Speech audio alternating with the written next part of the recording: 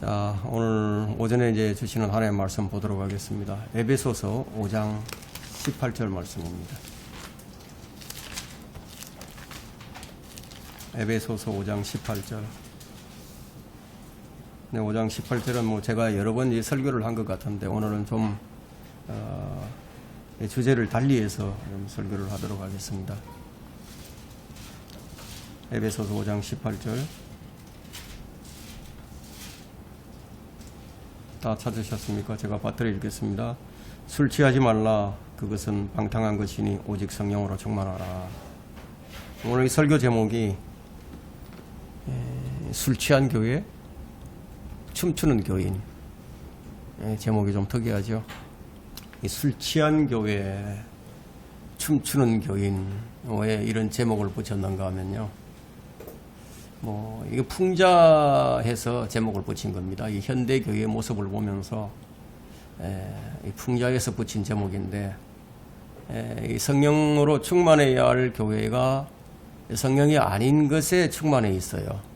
그 이제 정도를 벗어나서 비틀거리면서 이제 길을 걷고 있죠. 빛과 소금의 역할을 감당을 해야 할 이 교회가 온갖 비행과 추문으로 곤욕을 치릅니다. 왜 그러냐면은 이 정치에 취해 있는 목사들, 명예에 취해 있는 목사들, 복받기를 좋아하는 탐욕에 눈먼 교인들이 목사가 피리를 몰면 머리꽝대처럼 춤을 춥니다. 돈을 내라면 돈을 내고 온갖 명분들을 만들어서 경쟁심을 부추기고 충성심을 끌어내죠. 교회가 교회다운 모습이지 못할 때 술 취한 사람처럼 욕을 먹게 됩니다. 진리냐 비진리냐에 관심이 없어요. 그저 이 목사의 눈에만 잘 보이면 믿음이 좋아 보이고 또 하나님께 인정받는 줄로 압니다. 그래서 베드로후서 2장 1절에는 이런 경고가 있죠. 백성 가운데 거짓 교사들이 있을 것이라고. 너희 가운데도 거짓 교사들이 있으리라. 많은 사람들이 그들의 파멸의 길을 따를 것이라고. 그런 사람들 때문에 진리의 길이 비방을 받을 것이라고 했습니다. 목사들이 탐욕을 품고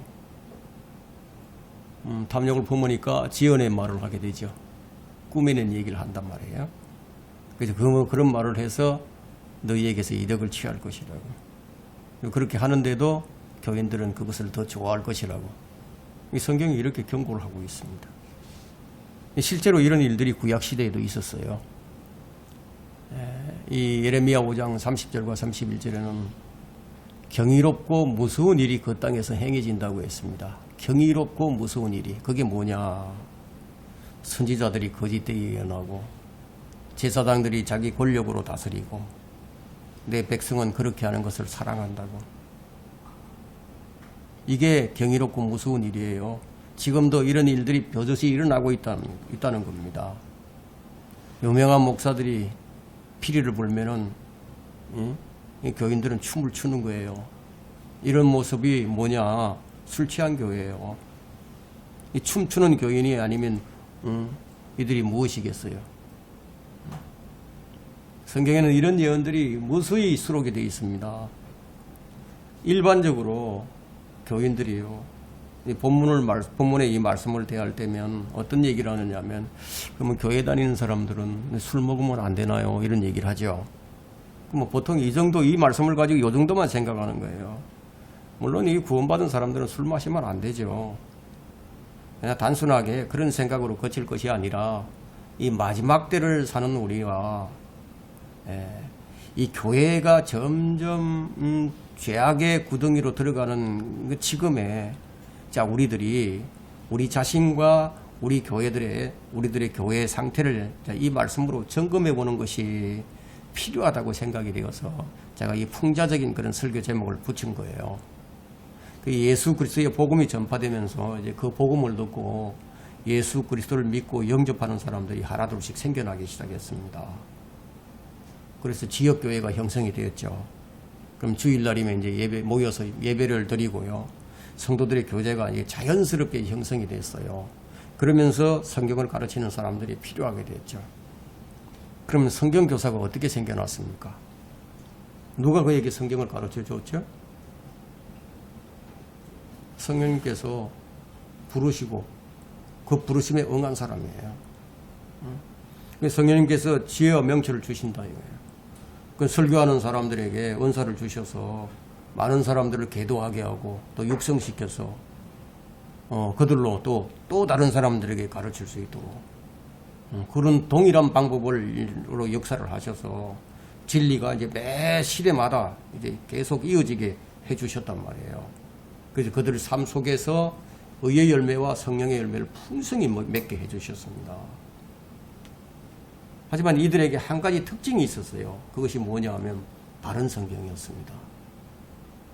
하나님께서 세우신 교회들은요, 이 성령님께서 주도를 하시는 거예요.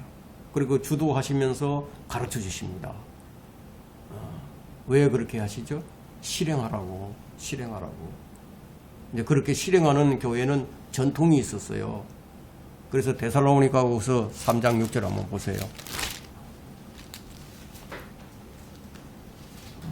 데살로니가후서 3장 6절에 보니까 형제들아, 하죠. 형제들아.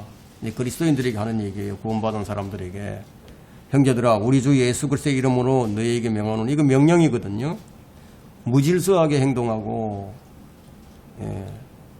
교회는 질서 있게 품위 있게 해야 되는데 무질서하게 행동하고 우리에게서 받은 전통에 따라 행하지 않는 모든 형제를 멀리하라고 했어요. 자, 이 전통은 교회의 전통이지 바리새인들의 전통도 아니고 하나님의 말씀을 제쳐놓고 자기들이 만든 탈무드의 전통도 아니에요. 교회의 전통이란 성령님께서 쓰시는 종들에게 일깨워 줘서 교회가 해야 할 일들을 이 말씀에 근거해서 교시해 주신 신약의 교리들과 의식들입니다. 이런 교회들을 통해서 이 복음이 확산이 되고 진리의 지식이 이제 가르쳐짐으로 인해서 하나님의 나라의 영역이 조금씩 이제 넓혀져 갔던 거죠. 근데 그런 와중에 또 다른 한 무리들이 있었는데 하나님께서 부르지도 않은 그런 사람들이 나와가지고 마치 자기들도 사도들인 양, 예수님의 제자들인 양 행세를 하면서 아주 형식적인 그런 신학 교육을 자랑을 하고 목사 안수를 자랑하면서 목회를 성공했다 그러면서 교회 건물도 자랑하고 거짓 은사들을 자랑한단 말이에요. 심지어는 성경에 없는 것들을 교리로 가르치면서 자기들이 따르는 사람들이 이제 많고 또 돈이 많으니까 자기들이 정통이라고 이 세상에 알리는 겁니다. 그렇게 해서 그들에게 한 가지 특징이 있는데 그게 뭐냐면요. 그들의 공통점이 뭐냐면은 그들이 쓰는 성경이 왜곡된 성경이에요. 왜곡된 성경. 즉 가톨릭의 성경이라는 거예요. 가톨릭 성경. 이 왜곡된 성경으로 이 말씀의 중요성을 알 수 있겠어요? 왜곡된 성경으로. 왜곡된 성경으로 성령님의 인도하심이나 역사하심을 받을 수 있겠어요? 여러분 생각해 보세요. 나쁜 나무에서 좋은 열매가 나오겠어요? 이 썬물이 나는 샘에서 단물이 나오기를 기대할 수 있겠어요? 그럼 우리가 깨달아야 할 것은 뭐냐? 왜 교회가 술 취한 교회가 되어버렸는가 하는 거예요. 우리가 그 점을 알아야 됩니다. 이 마귀는요, 진리 편에 설 수가 없어요. 마귀가 얼마나 교활한지 아십니까? 온갖 거짓말로요. 비진리를 실행해서, 근데 하나님이 심으신 이 곡식밭에, 하나님이 심으신 곡식밭에다 그 독보리를 뿌려놓고 가버리는 거예요. 사람들이 깨어있지 못하고 잠을 자는 사이에 와서 뿌리고 간단 말이에요. 그러니까 그 독보들이 마치 무엇과도 같으냐면 외래종들이 우리 국내에 들어오면은요, 이 토종 식물들을 다 해쳐버리듯이 그렇게 해오고 있는 것이 지금 기독교 교계의 현실이에요. 그럼 우리가 왜 이 독립 침례 교회를 할 수밖에 없는가요? 왜 우리가 이 독립 침례 교회를 하느냐 하면 그들의 전통을 따르지 않으려고 하는 거예요. 그들의 술에 취하지 않으려고 하는 거다. 이 마태복음 23장은 여러분이 잘 아시다시피 예수님께서 이 바리새인들, 이 전통이 장로들의 전통을 따르고 사람의 전통들을 이 하나님의 교리로 그렇게 가르치는 이런 바리새인들을 힐체가는 그런 장이죠. 한번 잘 읽어보세요. 인간의 전통으로 하나님의 말씀을 왜곡하는 자들이 오늘날에도 이 기독교계를 장악하고 마치 자기들이 하는 일이 하나님의 일인 것처럼 그렇게 세상에다 자랑한단 말이에요. 거듭나지 않았거나 거듭났다 해도 성별하지 않는 크리스천들이 있어요. 그런 사람들이 대거 교회로 이제 유입이 되면서 온갖 가지 그냥 비성경적인 작태가 벌어졌죠. 그러니까 세상의 비방거리가 되었는데도 어리숙한 교인들은 막 거기가 정말인 줄 알고, 거기가 정말 교회인 줄 알고, 뭐 그래도 절간보다 낫지 않겠느냐 이렇게 생각하면서 교만의 면류관을 탁 쓰고 앉아 있는 그 높으신 분들에게 인정을 받으려고 새벽부터 교회를 나가는 거예요. 온갖 충성을 다 하죠. 그것이 잘 안 되는 사람들은 뭘 어떻게 하느냐. 많은 돈을 내서 장로라는 직분을 얻으려고 하죠. 그래서 그 직분을 딱 얻게 되면 그것이 교만의 면류관을 쓴 줄도 모르고 뭔가 된 줄로 알면서 자기가 믿음이 좋은 줄로 알고 그렇게 믿음 생활을 한단 말이에요. 그러면 그들이 죽으면 어디로 갑니까? 지옥으로 간다 이거예요. 이 사람들이 이 오해를 하죠. 성경을 오해하듯이 사람들이 이제 오해를 하는 부분이 있는데 의인이 왜 고난을 받는가 여기 부분에 있어서 참 이해를 못합니다. 의인이 왜 고난을 받는가? 이 성경은 제대로 주님을 섬기는 사람은 고난을 받는다고 그 고난이 정해져 있다고 말씀하시는데 왜 의인들이 고난을 당하게 되죠? 그럼 생각해 보세요. 이 세상 신이 마귀잖아요. 마귀가 통치하는 세상이니까 공격을 받죠. 우리가 바른 성경을 쓰고 바른 복음을 전하고 이 바른 진리를 확산시키고 그러니까 이 바른 교회를 대적하는 거다 이거예요. 주님께서 그런 말씀을 하셨죠. 내가 그들에게 아버지의 말씀을 주었더니 세상이 그들을 미워하였나이다. 내가 세상에 속하지 아니한 것 같이 그들도 세상에 속하지 아니하기 때문이옵니다. 내가 기도하는 것은 아버지께서 그들을 세상에서 데려가라는 것이 아니고 그들을 악에서 보호해달라는 것이옵니다. 내가 세상에 속하지 않은 것 같이 그들도 세상에 속하지 않습니다. 아버지의 진리로 그들을 거룩하게 하여 주옵소서. 아버지의 말씀은 진리입니다. 이 성경은 이렇게 고난을 열거한 이런 부정적인 책이에요. 제대로 믿으면 고난을 당한다는 거예요. 그러니까 예수님을 믿으면 만병통치가 되고 만사형통이 된다 이렇게 가르치는 사람들은 이게 누구예요? 사기꾼들이죠. 베드로전서 4장 16절에는 그러나 만일 너희가 그리스도인으로서 고난을 당하면 부끄러워하지 말고 오히려 그 일로 인하여 하나님께 영광을 돌리라니. 우리는 고난 중에 영광을 돌리는 사람들이에요. 고난 중에서. 이뿐만이 아니에요. 그리스도를 위하여 그것이 너희에게 주어진 것은 그를 믿을 뿐만 아니라 그를 위하여 고난도 받게 하려는 것이라고. 빌립보서 1장 29절에 말씀하죠. 자녀이면 또한 상속자들이니 하나님의 상속자들이니 그와 그리스도와 함께 한 공동 상속자들이니 우리가 그와 함께 고난받는 것은 함께 영광도 받게 하려는 것이라. 고난이 없으면 영광도 없다는 거예요. 심지어 주님께서는 순교를 허락하시면서요. 성도들의 죽음을 주님께서 보시기에 값진 것이라고 시편 116편 5절에 말씀하셨어요. 그러면서 뭐라고 어떻게 하죠? 죽기까지 신실하라. 죽기까지. 그러면 내가 네게 생명의 면류관을 주겠다고. 여러분은 예수 그리스도를 위해서 여러분이 구원받고 나서 어떤 고난을 받아봤습니까? 그럼 지금까지 여러분들이 예수 그리스도를 위해서 한 가지도 고난을 받은 적이 없다 그러면 그건 예수님 따르는 게 아니죠. 이 세상은 이 진리와 무관한 자들이 이 교회 간판을 딱 붙여놓고 갖가지 가정한 짓을 하면서 하나님의 교회인 것처럼 속인단 말이에요.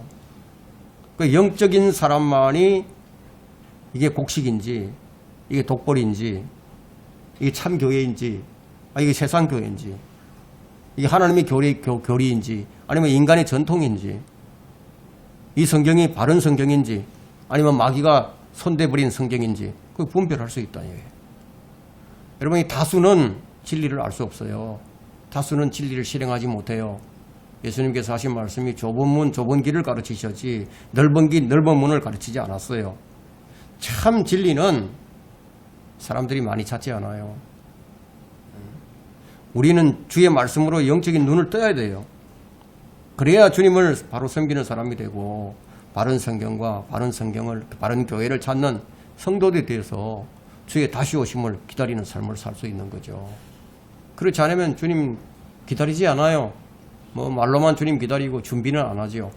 맞이할 준비를 해야죠. 술 취한 교회들이란 첫 번째 어떤 교회일까요? 왜 교회가 술 취한 교회가 되었죠? 뭐 그 원인이 여러 가지가 있겠지만 가장 큰 원인은요. 저는 이렇게 생각합니다. 가장 큰 원인은 로마 가톨릭이다. 요한계시록 17장과 18장에는 영적 악의 소굴이 나옵니다. 교회가 영적 악의 소굴이에요. 그 어떤 교회인가 하면 요한계시록 18장 2절에 보면은 마귀들의 거처가 되었고 온갖 더러운 영들의 소굴이요 모든 더럽고 가증한 새의 소굴이로다. 이 교회가 바로 로마 가톨릭을 지칭한 교회예요. 이 교회로 인해서 모든 민족이 그녀의 음행으로 인해서 진노의 포도주로 취해 있는 까닭에 땅의 왕들이 그녀와 더불어서 음행을 하고요. 이런 종교가 어디 있어요? 이런 종교가 유일하게 로마 가톨릭뿐이에요. 모든 민족들이 진노의 포도주에 취해 있어요. 그 성경은 뭐라고 말씀하냐면 요한계시록 18장 4절을 보니까 또 내가 들으니 하늘에서 다른 음성이 나서 말하기를 나의 백성들아 그녀에게서 나오라. 그리하여 그녀의 죄들의 동참자가 되지 말고 그녀의 재앙도 받지 말라. 자, 이 말씀에 따라서 나온 사람들이 누구예요? 개신교잖아요. 이 말씀에 따라서 개신교들이 나와서 그래가지고 500년 동안 지속을 했죠. 1900년대에 1900년이 딱 들어서니까 다시 그곳이 좋다고 다시 그녀의 수중으로 지금 밀려 들어가고 있다는 거예요.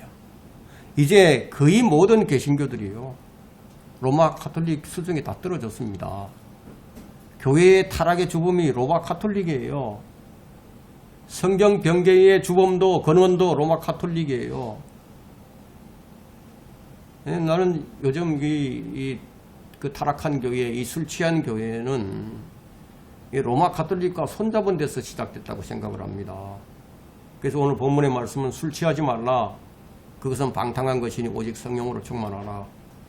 사람들은 늘 무엇인가에 몰입을 하고 있죠. 뭐 지하철을 저는 뭐 잘 타지는 않습니다만 가끔 지하철을 타고 다닐 때 보면요. 그 사람들의 90% 이상이 95% 정도가 그냥 여기 빠져 있어요. 네. 뭔가에 몰입해 있다 이거예요. 그러니까 뭔가에 무엇인가에 충만해 있어요. 그래서 오늘 이 본문의 말씀은 둘로 나누고 있잖아요. 술 취함과 성령 충만. 이 둘로 딱 나눠지죠. 술은 생각과 행동에 영향을 줍니다. 그래서 현대인들은 모두가 다 어딘가에 지금 취해서 살아요. 크리스찬의 의미는 그리스도께 속한 사람이라는 뜻이 있습니다. 말하자면 이 성령으로 취해 있는 사람이에요. 성령으로 충만해 있는 사람. 성령 충만한 그리스도인들을 찾아보기 어렵습니다. 희귀종이에요. 희귀종. 요즘은. 찾을 수가 없어. 여러분 어떻게 성령 충만하지 않고도 이 성령의 열매를 모방할 수 있는 것을 배웠기 때문에 성령 충만하지 않고도 성령의 열매를 모방할 수 있어. 그걸 배웠어요. 이 현대 보수주의자들이나 이 근본주의자들은요 외양만 성령으로 충만한 그리스도인들을 양산해냈다는 거예요. 무엇으로? 심리학 같은 걸로. 교육학, 기독교 교육학, 윤리실천, 인격 양성 이런 모든 것들은 인위적인 표정에 의한 것에 불과하죠. 저는 지금까지 성령 충만에 관한 그런 설교는 참 많이 했지만 보통 대부분이 이제 성령으로 충만하라 이런 설교는 많이 하죠. 그러니 술 취하지 말라 그것은 방탕한 것이니 이 부분에 대해서는 몇 번 설교하지 않은 것 같습니다. 여러분은 어디에 가장 많은 시간을 할애하고 있죠? 여러분들도 어딘가에 뭐 시간을 할애할 텐데 현대 크리스천들은 시간을 낭비하는 것으로 아주 유명한 사람이 되었어요. 현대 크리스천들은 많은 시간을 성경이 아닌 다른 것에 시간을 낭비합니다. 성경을 읽고 기도하고 복음을 전하는데 시간을 사용하지 않아요. 그냥 우리가 목도하는 일 가운데 가장 잘못된 일이 있다면요. 거짓된 목사예요. 목사가 잘못되면 어떻게 되겠어요? 그 교회가 다 잘못되죠. 그 목사의 일이 무엇인지 잘 모르고 목회하는 사람들. 목사는 기본적으로 양무리를 먹입니다. 그리고 양을 치는 일을 하는 거예요. 목자는 양을 진리 지식으로 먹여야 되는데, 그럼 진리 지식은 지식을 먹이려면 성경을 알아야 먹이죠. 그럼 성경을 알려면 성경을 공부해야 되겠죠. 왜냐하면 성경을 상고하라. 이는 너희가 성경에 영생이 있다고 생각하면 그 성경이 나에 관하여 증거하고 있습니다. 성경이 예수 그리스도에 관해서 증거를 한단 말이에요. 그 양우리에는 양들이 들어와야 되는데 염소들이 들어오면 안 되죠.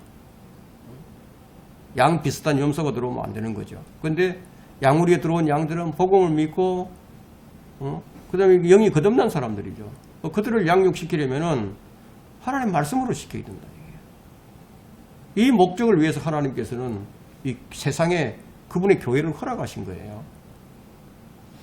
마땅히 성령으로 충만해야 할 교회가 세상에 취하고 가톨릭에 취하고 하나님이 아닌 것에 취해 있다 이거예요. 그 목사는 세상을 향하여 복음의 진리를 선포해서 마귀에게 사로잡혀 있는 사람들을 빼내와야 된다 이게. 마귀가 지배하는 세상으로부터 하나님의 나라로 이끌어와야 된다는 거예요. 여러분, 사람은 거듭나지 않으면 하나님 나라를 볼 수도 없고 하나님 나라에 들어갈 수도 없어요. 스코틀랜드의 그 무레이 맥체이는 그가 말하기를 이 세상에서 가장 슬픈 장면이 뭐냐, 그건 거듭나지 않은 목사가 죽은 죄인들에게 살아계신 하나님의 말씀을 설교하는 것이라고 했어요. 세상 사람들은 목사가 뭐 세상에 좋게 여기는 일들을 하면 뭐 그것이 잘하는 것으로 알죠. 지금 참 이 세상은요, 세상 목사들 가관입니다. 가관. 예, 정말 가관입니다. 쌍욕을 합니다. 쌍욕. 설교 시간에 쌍욕을 해대고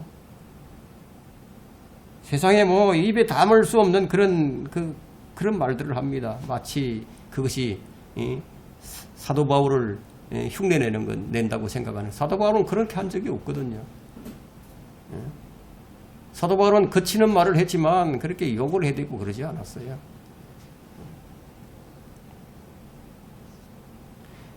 하나님의 말씀과 하나님의 나라를 모르는 사람들이 갖는 지극히 일반적인 생각이에요. 이것이 목사가 정치에 개입해서 정치 활동을 한다면요, 그 노동운동을 하고 반정부 데모를 주동한다면요, 성경을 모르는 사람들은 어떻게 생각해요? 아주 잘하는 사람, 잘하는 일이라고 생각을 하죠. 그죠?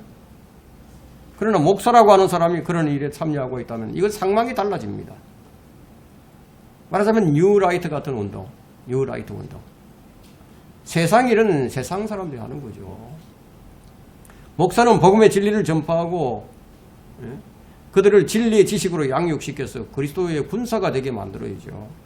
그래서 이 세상을 다스리는 이 마귀의 세력들이 하나님의 일을 방해하려고 공격을 해올 때 뭐 그것을 방어도 하고 수호도 해야 되니까 성경은 주의 일을 넘치게 하라고 명령하고 있습니다. 주의 명령을 무시하고 오히려 세상 일을 하려고 한다면은요, 생각해봐서 이 세상 신이 마귀잖아요. 그럼 예수님께서 이 세상을 위해서 기도하신 적이 있으세요? 기도하지 않으셨어요. 이 세상도 세상에 있는 것들도 사랑하지 말아야 할 이유가 뭐냐? 누구든지 세상을 사랑하면 하나님을 사랑함이 그 사람 안에 있지 않기 때문이라고. 목사가 이걸 안다면은, 예? 여러분, 이 세상을 사랑하지 않고서 어떻게 목사가 그럴 수 있겠어요? 하나님의 일이 무엇이에요? 하나님의 일은 하나님께서 이 세상에 보내신 분을 믿는 것이죠. 요한복음 6장 29절을 읽어보면 알죠? 이 세상에 일을 하라고 한 것이 아닌데, 세상에 정치 일을 하라고 한 것도 아니고, 노동운동 하라고 한 것도 아닌데, 그럼 믿게 하려면 복음을 선포해야 되죠. 이것을 신약적인 용어로 뭐라고 얘기하냐면 구령이라고 얘기합니다. 구령. 혼을 이겨오는 거예요. winning soul. 성경은 혼을 이겨오는 자는 현명하다고 잠언 11장 30절에 말씀합니다. 하나님의 종은 하나님의 일을 하고, 마귀의 종은 세상을 위해서 일을 하는 거예요. 여러분, 뭐 제시 잭슨 목사라든가 뭐 제리 파렐, 리 로버트스는 목사가 되려다고 많은 사람들이었지 목사가 아니었어요. 그들이 뭐 거리에서 구령하고 설교한 적이 있나요? 정치판에 끼어들어가지고 하나님의 이름을 욕되게 했는 자들이죠. 그들의 생각에는 그렇게 하는 것이 옳은 일이라고 생각했기 때문에 그래서 그 일을 하는 거예요. 사람에게 옳게 보이는 길이 있으나 그 끝은 죽음의 길이더라고. 이건 모르는 거죠. 사람에게 옳게 보이는 길은 그 죽음의 길이다 이거예요. 그 끝이. 하나님께 옳게 보이는 일을 해야지. 예수님의 제자가 되는 자격을 주님께서 이렇게 말씀하셨어요. 아버지나 어머니를 나보다도 사랑하는 사람은 나에게 합당치 아니하고, 아들이나 딸보다 나를 사랑하는 사람도 나에게 합당치 아니하다. 그래서 한 말씀 더 붙이셨습니다. 십자가를 지지 않고 나를 따르는 자도 내게 합당치 않다고. 여러분, 이 마가복음 10장 37절과 38절에 있는 말씀이에요. 정치를 예수님보다 더 사랑하는 사람, 국가를 예수님보다 더 사랑하는 사람도 그리스도의 제자가 될 수 없다는 거예요. 인도의 선교사로 갔던 윌리엄 캐리가 있습니다. 그 아내가 동행하기를 거부를 했어요. 그래서 혼자 갔습니다. 그는 73년의 그 생애 가운데서 42년 동안 44개의 언어로 킹제임스 성경을 번역을 했습니다. 여러분이 킹제임스 성경이 800개 언어로 10억 권 이상 300년 동안 팔린 거 아세요? 가장 많이 팔린 성경이 킹제임스 성경이에요. 종교개혁 성경이에요. 그 윌리엄 캐리가 44개의 언어로 킹제임스 성경을 번역했어요. 그렇게 한 이유가 무엇입니까? 성경이 없이는 복음을 전할 수도 없고 성경적 지식을 가르칠 수도 없는 것을 알았기 때문에. 여러분이 잘 아시는 아도니람 저드슨은요, 미얀마 선교사로 갔죠. 그 사람은 원래 장로교인이었는데 선교지에 도착했을 때는 침례교인이 됐습니다. 62년의 생애 동안에 7년 동안 옥살이를 하는데요. 아내를 2명이나 미얀마 땅에 매장을 했습니다. 딸도 그곳에 묻었어요. 그뿐만 아니라 자신도 미얀마에 수장이 됐습니다. 그가 미얀마로 복음을 전하려 했을 때 가장 필요한 것이 무엇이었냐면 버마 성경이었어요. 버마어로 된 성경. 그는 킹제임스 성경을 버마어로 번역한 위대한 선교사였습니다. 오늘날 이 나라 종교개혁 성경인 킹제임스 성경을 거부하는 죽은 목사들이 절비하죠. 그들은 성경적 진리를 가르칠 수가 없어요. 주의 재림을 기다리지 않는 무천년주의자들입니다. 이 무천년주의자들은 아주 무서운 사람들이에요. 예수님의 이 재림을 다 거부합니다. 그냥 이건 영적으로 이미 다 이루어졌다고 생각하는 사람들이에요. 뭐 실제적인 게 아니고 영적인 것이다 생각하는 사람들이에요. 그런 자들이 영적 전쟁이 무엇인지 그걸 어떻게 알겠어요? 누가 적이고 누가 아군인지 어떻게 알겠느냐. 이거 어떻게 싸우는지 전혀 모르죠. 영적 전쟁의 실상을 모르면 그리스도의 군사가 아닌 거죠. 그리스도인의 적들은 타락한 목사들이 아니에요. 그들은 마귀 하수인에 불과합니다. 아주 낮은 계급의 하수인들이에요. 마귀의 계급이 있어요. 마귀에게도. 그 마귀의 계급에는 정사들이라는 게 있습니다. 정사들. 이 정사들은 바른 성경과 바른 교회와 바른 교리, 바른 목사와 성도들을 대적하는 적들을 만들어내는데 그것이 바로 바른 성경을 공격해서 무력화시키는 거예요. 이 나라에 윌리엄 캐리나 아도니람 제도슨처럼 성경의 필요성을 절감하는 그런 목사와 신학자들과 선교사들이 있는지 한번 보세요. 없어요. 그 다음엔 누구냐 하면 계급에, 그 다음 계급에는 권세들이 있어요. 정사들과 권세들이 있다. 이 권세들은 폭력을 쓰죠. 폭력을 쓰고.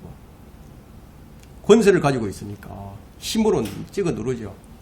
숫자로서 예, 정통인체 하면서 불법과 불의를 행하는 자들인데, 자, 그런 사람들은 성경적 믿음을 실행하는 사람들, 이런 교회를 뭐라고 부르느냐? 이단이라고 불러요. 바른 성경을 방해하죠. 그 다음은 이 세상에 어둠의 주관자들이 있습니다. 그 직급이 좀 낮아요. 이 사람들은 이제 각종 범죄, 성적 퇴폐행위, 도박, 카지노, 경마, 카바레, 복권, 주식 투기, 사기, 유괴, 살인 등을 일삼는데, 언론은요 늘 알권리라는 이런 표현을 내걸고 세상의 주의를 자기들이 원하는 대로 이끌어갑니다. 그들은 대부분 자기들의 편의와 유익을 위해서 하면서 대개는 어떠냐, 지극히 비성경적이에요. 반성경적이에요. 그 다음에 이제 높은 곳들에 있는 영적 악이 있습니다. 이 네 계급은 마귀에 속한 계급인데 그들의 가장 큰 대적의 무기가 뭐냐? 성경이에요. 성경. 바른 성경이란 말이에요. 그래서 어떤 수단과 방법을 가지고서라도 이 바른 성경을 공격해야 하는 거예요. 그들이. 그래서 오늘날 교회들이 이처럼 성경적 믿음에서 떠나서 어디에 빠져 있느냐? 길을 잘못 들어서 버렸어요. 그게 문화운동에 빠지죠. 사회복음. 지금 인본주의 시대잖아요. 인본주의 시대. 인간이 어떻습니다. 이거야. 간혹 복음 전파를 하러 나온 자들도 있는데 뭐 이런 사람들은 대부분 총동원주의를 앞두고 나온 사람들이죠. 뭐 그들에게 복음이 뭐냐고 물으면은 답을 못하죠. 여러분 복음을 전하러 나왔는데 복음을 모른다 이거예요. 참 아이러니합니다. 문화운동이 뭐예요? 문화운동.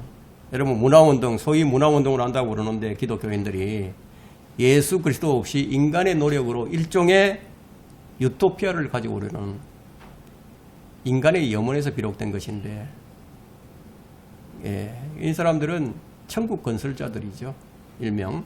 그래서 과학과 철학과 미술, 음악 등이 기독교 안으로 그냥 유입이 됩니다.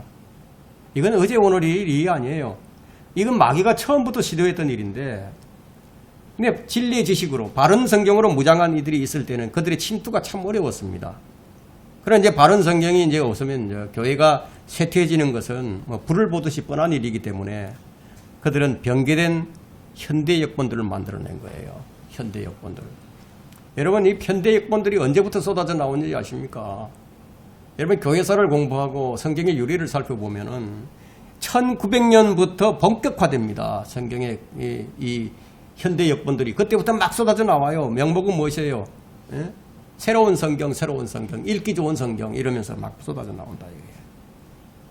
교회가 영적으로 쇠퇴하면 어떤 현상이 일어나느냐. 첫째, 그들이 하는 일이 성경의 신약 성경의 규범에서 벗어납니다. 신약 성경의 규범에서. 하나님께서 우리에게 규범의 정도를 기준이 되는 것을 우리에게 주셨거든요. 그건 벗어난다. 이게.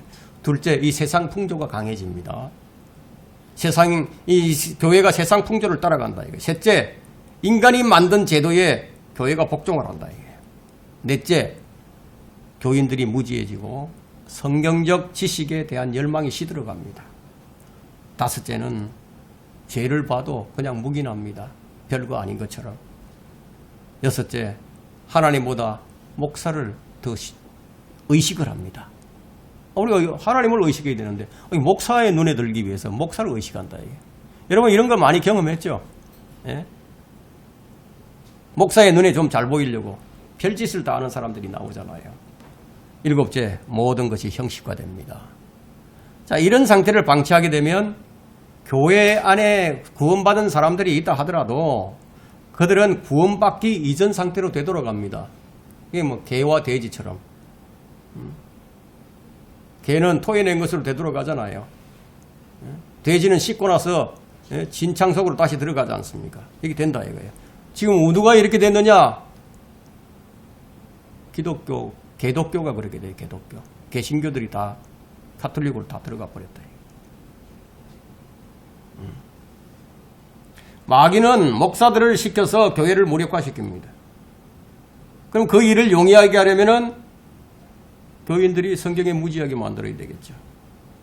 그래서 성경보다는 인간의 권위를 내세웁니다. 인간의 권위를. 중세 암흑시대로부터 가톨릭이 이 수법을 사용하자 그 위에 개신교들도 똑같은 방법을 쓰고 있다는 거예요. 그게 뭘로 드러나느냐면 성직자와 평신도로 구분해가지고 마치 성경을 알고 성경적 조명을 얻고 뭐 거룩한 삶을 살고 하나님의 교제가 가능한 것은 뭐 성직자들만 유일하게 더 나은 것으로 이제 만들어 버렸다. 그러면 성경을 모르면은 모든 그리스도인이 왕 같은 제사장이라는 사실을 모르게 됩니다. 하나님보다 사람을 따르는 자들은 그래서 하나님과는 아무런 교제가 못하는 거예요. 그리스도인은 예수 그리스도를 통해서 하나님과 교제를 하는 것이지 뭐 마리아나 뭐 추기경이나 뭐 교황이나 이 목사를 통해서 하는 게 아니에요. 목자는 뭐냐? 성경을 가르치는 일을 해야 되겠죠. 제대로 가르치는 해야 되죠. 그게 아니면 목자가 아닌 거죠. 술 취한 교회, 춤추는 교인. 두 번째, 성전이 아닌 것을 주의 성전이라 말을 합니다. 여러분 이걸 보면 이제 여러분들이 깨달아야 됩니다. 예레미야 때에 바벨론으로 이제 포로로 되어 가기 직전에 그 유다의 제사장들도 거짓을 했어요. 그래서 예레미야 7장 4절에 보니까 너희는 거짓말을 신뢰하지 말라. 그 주의 성전이라고 얘기하는데 그거 거짓말이라는 거죠. 말하기를 이것이 주의 성전이라 하는도다. 그게 거짓말이라는 거예요. 요즘은 교회를 더 크게 짓죠. 예? 그래서 어느 곳을 가든지 간에 뭐 어느 마을에 가면은 가장 큰 곳이, 큰 건물이 뭐냐? 이 관공서 아니면 교회야. 문제는 교회 건축을 하면서 성전 건축이라는 그런 명분을 내세워서 돈을 강요한다는 거예요. 돈을 강요한다. 우리가 유념해야 할 말씀이 있어요. 성경 말씀이. 여러분 사도행전 17장 24절 한번 펼쳐보세요. 하나님께서는 구약시대에는 예루살렘 성전을 갖다가 솔로몬의 성전을 성전이라고 그렇게 말씀을 하셨는데 신약 성경은 달라졌다고. 신약 성경 사도행전 17장 24절과 25절 한번 펼쳐보세요. 거기에 보면은 그게 나와 있다고 다. 세상과 그 안에 있는 만물을 지으신 하나님은 하늘과 땅에 주시니 그분은 사람의 손으로 만든 성전들에는 계시지 아니하시며 안 계신다고 지금 그런 사람이 만든 성전에는. 25절에 보니까 또한 무슨 필요가 있는 것처럼 사람의 손으로 섬김을 받아야 되는 것도 아니시니 이는 그분이 만민에게 생명과 호흡과 만물을 주십니다. 성경이 이렇게 말씀하고 있는데도 무슨 사기꾼도 아니고 뭐 교회 건축을 하면서 뭐 의뢰 성전 건축이라는 표가 딱 달라붙는다는 거예요. 성경은 건물이 성전이 아니라고 그러는데 너희의 몸이 성전이라고 말씀하시는데도 뭐 아랑곳하지 않고 건물을 지으면 이런 이름을 딱 갖다 붙이는 거예요. 제1성전, 제2성전, 뭐 제3성전 이렇게 갖다 붙이고. 근데 이게 거짓말이라는 거예요, 성경이. 이런 거짓말을 신뢰하지 말라고 성경이 경고합니다. 요즘은 우리를 놀라게 하는 것이 있는데요. 한국 교회는 뭐 세계적인 기록을 갱신하는 것들이 참 많이 있습니다. 여의도에 있는 한 교회는 세계에서 가장 큰 교회라고 자랑하죠. 그럼 이들을 따르는 교회들이 무수히 많아요. 그들이 이제 헌금이 너무 많이 거쳐서 이 돈을 갖다가 주체할 수가 없어. 여러분이 헌금 드릴 때 이 뭐 계좌 이체한다거나 이런 거 별로 없잖아요. 현금을 내지. 현금을 낸단 말이에요. 수표를 내고 현금을 낸다고. 그러면 이 많은 돈을 어떻게 하느냐. 교회 안에 은행이 있어. 교회가 은행을 가지고 있다. 예? 그러면 교회가 세상 신문사도 가지고 있어요. 교회가 세상 신문사를 가지고 있는 것도 뭐 세계적인 기록이죠, 이거는. 예? 기록 갱신한다, 이게. 여러분, 한번 보세요. 여러분, 설교라는 이름을 딱 붙이고요. 하나님의 이름을 딱 앞세우면 못할 게 없어요. 하나님의 이름을 앞세우는데 뭐 반대할 사람이 있겠어요? 하나님의 이름으로 한다고. 그럼 다 동조한다고. 주님께서 이 일에 대해서 일찍이 예언을 해놓으셨습니다. 요한복음 16장 2절에 예언하셨는데 그들이 회당에서 너희를 추리할 것이라고. 참으로 그때가 오면 너희를 죽이는 자는 누구든지 하나님을 섬기노라고 생각할 것이다. 그래서 이 카톨릭이 사람을 죽이면서 누구의 이름으로 죽였냐? 하나님의 이름으로 죽였어요. 그 숫자가 어마어마합니다. 그 숫자가. 인간이 하나님을 속이려 들면 뭐 어디 그뿐이겠습니까? 그냥 사람은 속일 수 있어도 하나님을 속일 수가 없어요. 하늘과 땅은 없어져도 내 말은 결코 없어지지 아니하리라. 그런데 어떻습니까? 현대학번들은 하나님의 말씀이 없어졌다고 속인다 이거예요. 왜냐하면 자기들 성경에는 없으니까. 가로 열고 없으면 가로 닫고 돼 있으니까. 성령의 열매도요. 얼마든지 속일 수 있어요. 거짓말만 잘하면요. 마음만 먹으면 얼마든지 속일 수 있어요. 신약 교회의 교리를 정립시킨 사도 바울 서신을 버리고 사도들의 행적만을 그대로 적은 이 사도행전으로 교리를 정립하면요. 외국인 방언을 허튼 소리로 속이죠. 방언은 외국어인데 사도들만의 은사를 사도들만의 은사를 자기들도 행할 수 있다고 소문을 낸다는 거예요. 그럼 사람들이 몰려들죠. 돈은 저들로 들어오는 거예요. 어떤 교회는 내가 하나님이라고 해도 믿고 따르면서 춤을 춥니다. 하나님의 교회라고 있는데 안상홍이라는 사람이야. 자기가 하나님이라고. 사람들이 몰려들었잖아요. 돈을 얼마나 많이 냈는지 그냥 교회 건물이 어마어마하게 큽니다. 각 지역마다 다 있습니다. 안상홍이가 죽으니까 그의 아내가 이제 어머니 하나님이 돼 있어. 사람들이 그걸 보고도 따라간다고. 춤을 춘다니까.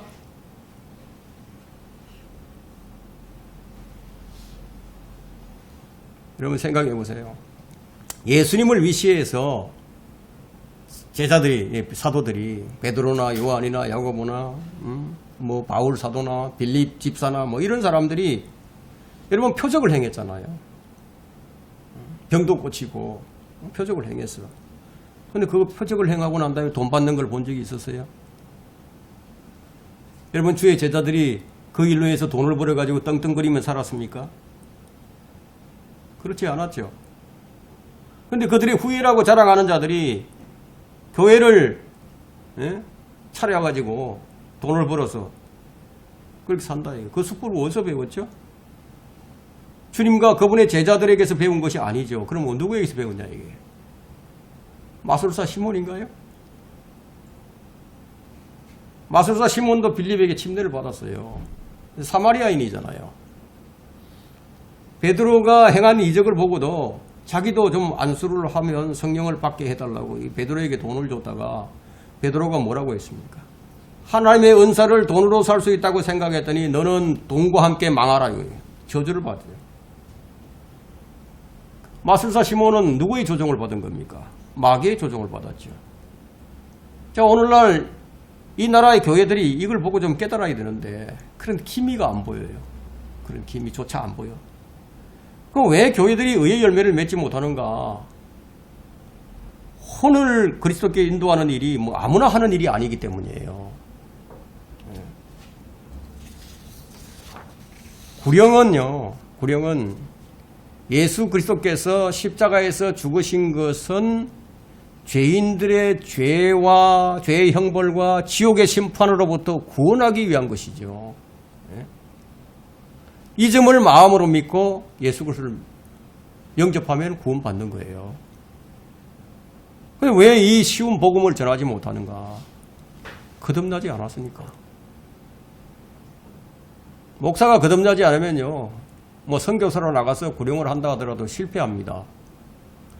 존 웨슬리 목사가 거듭나기 전에 미국에 선교사로 나갔었습니다. 2년 동안 나갔었는데 단 한 명도 열매를 맺지 못했어요. 그리고 절망 가운데 실패를 하고 영국으로 다시 되돌아옵니다. 되돌아와서 어느 날 올드스케이트에서 열린 집회에 참여하게 되는데 이 마틴 루터의 로마서 서문을 설교하는 그 말씀을 듣고 그 순간에 마음이 뜨거워져서 그는 거기서 회심을 합니다. 그 순간 그는 거듭난 거예요.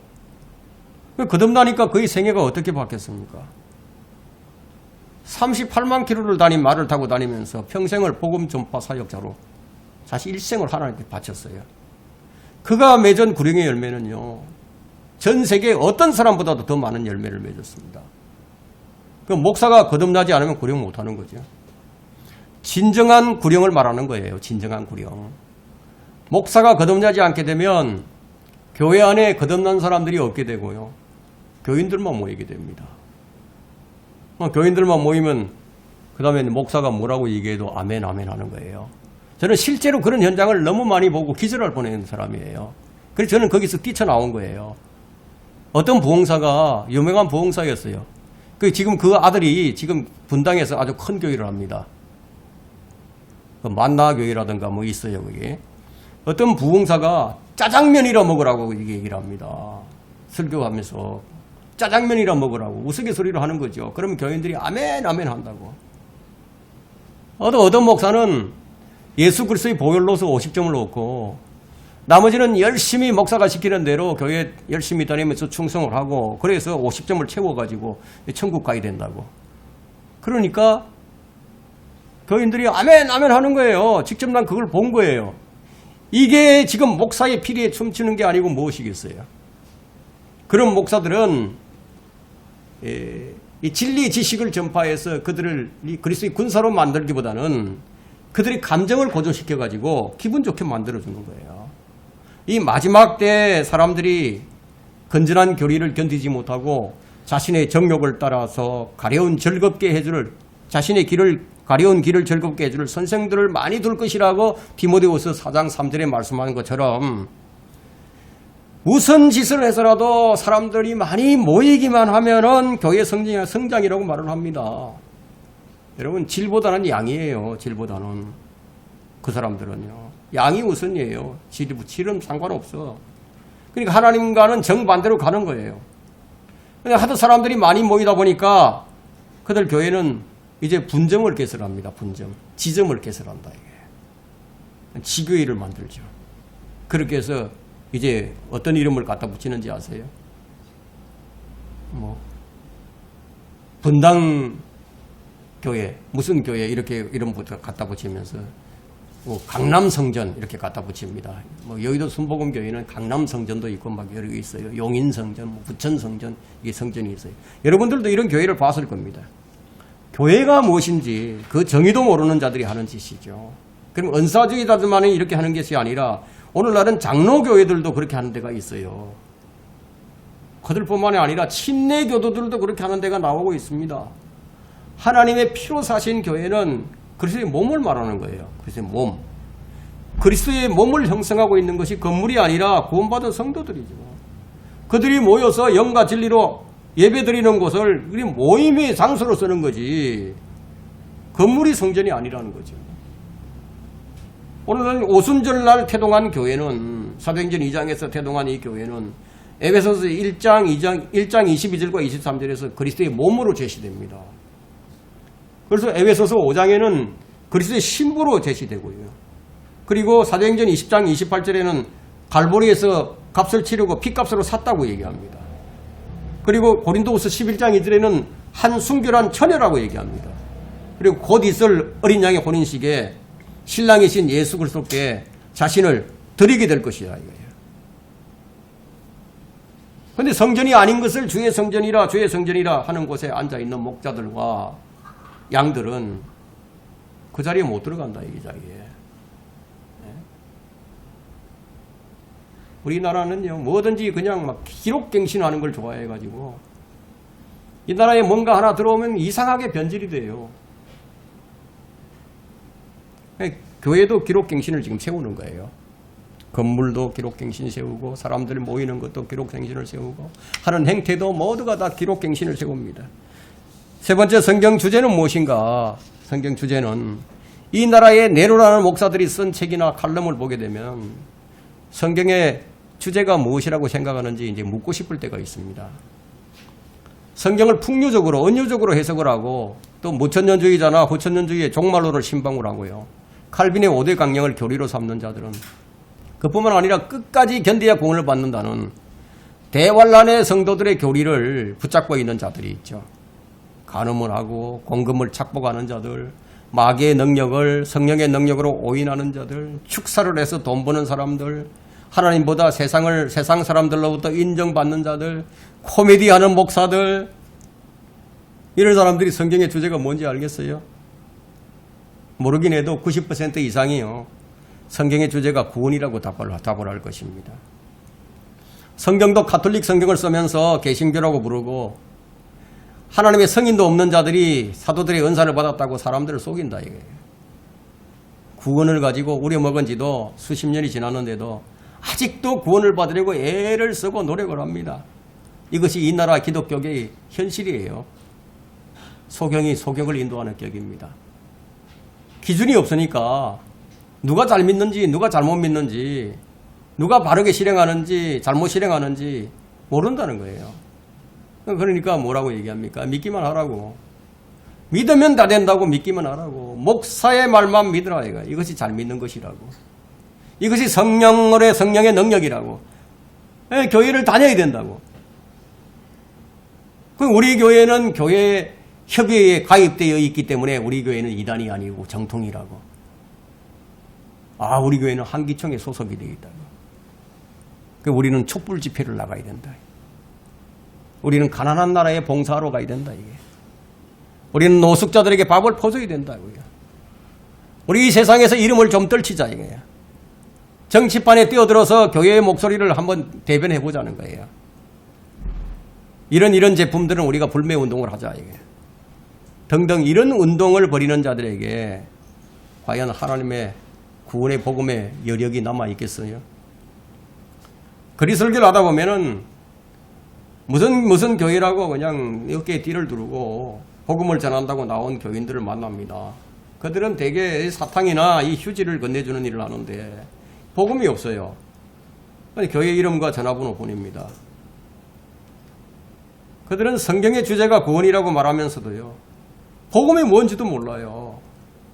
그들 교회는 교인들이 복음을 어떻게 전해야 할지 가르쳐주지 않았기 때문에 그냥 휴지만 나눠주고 전도지 한 장도 만들 실력이 없다 이거예요. 저에게 가끔 전화가 오는데 우리 교회는 복음 전도지가 없어서 그러는데 목사님이 복음 전도지 좀 보내줄 수 있나요? 이런 전화가 온다고. 그러니까 복음을 전하고 싶어도 자기 교회에 전도지가 없으니까 못 전하는 거예요. 여러분, 성경의 주제가 왕국이잖아요. 왕국. 사람들이 가장 관심을 갖는 부분이 어느 부분입니까? 정치 분야죠. 여러분 신문을 딱 펼치면 정치면이 가장 먼저 나옵니다. 매일의 첫 뉴스가 정치 얘기, 정부 얘기예요. 그 인간들이 이렇게 관심을 많이 두는 것이 정부인데, 그러면 하나님께서 그걸 무관심하실까요? 그렇게 정치에 관심이 많으면서 정치하는 사람들이나 그들을 뽑아준 국민들이 정부와 관련해서 정치를 많이 운운하고 정치에 관심을 두고 있으면서 성경을 무시하면서 정치를 말하고 있다는 것은 매우 놀라운 일이 아닐 수가 없습니다. 여러분, 성경은 도덕책이 아니에요. 성경은 역사책입니다. 성경은 왕국의 주제를 다루고 있습니다. 성경에는 왕이라는 단어가 1760회 이상 언급이 되고 있고요. 왕이라는 단어가, 왕국이라는 말이 400회 이상 나옵니다. 여러분, 님롯의 바벨론 왕국이잖아요. 이집트의 파라오 왕국이잖아요. 아세리아의 사네립, 바빌론의 너부갓네살, 페르시아의 다리오, 그리스의 알렉산더, 로마의 카이사, 다 이들은 왕과 왕국이에요. 마지막 왕국이 뭐예요? 그리스도의 왕국이죠. 세상 사람들은 성경을 유대인의 역사라고만 알고 있는데 성경은 유대인의 역사만이 아니에요. 인류의 역사를 기록한 책이에요. 특히 앞으로 이루어질 일들을 이제 기록하고 있는데 사람들이 성경을 역사책으로 믿지 않는 것은 성경을 모르기 때문이다. 성경은 페르시아의 코레스 왕이 바벨론으로 사로잡혀간 이 유대인들을 이제 기환시켜서 성전을 재건할 것이라고 기록을 했는데 이것은 코레스 왕이 태어나기 176년 전에 이 일을 예언해 놓으셨다는 거예요. 예언대로 돼간 거잖아요. 예언대로. 그뿐만 아니라 BC 284년에서 175년에 팔레스타인에서 이집트의 프롤레미 에피파네스와 시리아의 안티오쿠스 사이에 치러진 전쟁도 상세하게 설명이 되고 있다는 거예요. 다니엘 11장 10절부터 19절에는 안티오쿠스의 딸 클레오파트라도 등장합니다. 이것은 BC 534년에 기록된 거예요. 그러니까 성경의 주제가 왕국인 이유는 예수 그리스도께서 이 땅에 재림하셔서 천년왕국을 수립하실 것이기 때문이에요. 그래서 요한계시록 20장에 나오죠. 그럼 왕국이 수립되면은 이제 구원받은 우리는 그곳에서 그리스도와 함께 통치를 합니다. 그들이 바로 예수 그리스도 피로 씻음을 받은 하나님의 성품을 소유한 구원받은 성도들이에요. 우리 그리스도인들이에요. 우리의 시민권은 하늘에 있잖아요, 지금 구원받고 올라가는 곳이 셋째 하늘 낙원이지만 우리가 이제 올라가면은 이제 곧 구원받은 성도들이 휴거되면요. 이 지상에는 유사일에 없었던 대환란 7년이 시작이 됩니다. 그리고 7년이 끝나갈 무렵에 이스라엘을 이 지구상에서 없애기 위해서 모든 열광들이 포위하고 애워살 때 거기에 유엔 평화유지군도 2억이나 참여하게 됩니다. 이것이 아마겟돈 전쟁이에요. 이것도 이제 예언이 되어 있잖아요.